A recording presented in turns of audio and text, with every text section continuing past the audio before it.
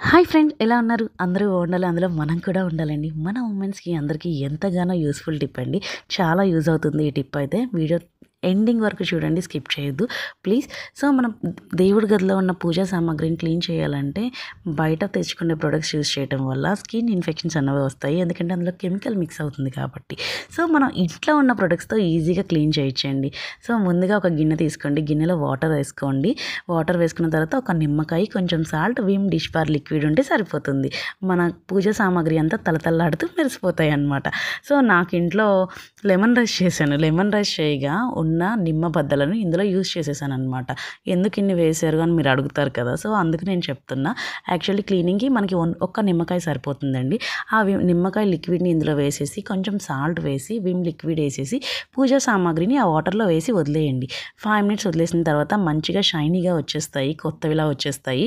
So, ఇంకొంచెం నీట్‌గా షైనీగా రావటానికి ఒక్కసారి స్క్రబ్‌తో మన ఇంట్లో స్క్రబ్బర్ ఉంటుంది కదా! గిన్నెలు తోమే పీచుతో ఒకసారి క్లీన్ చేసేయండి.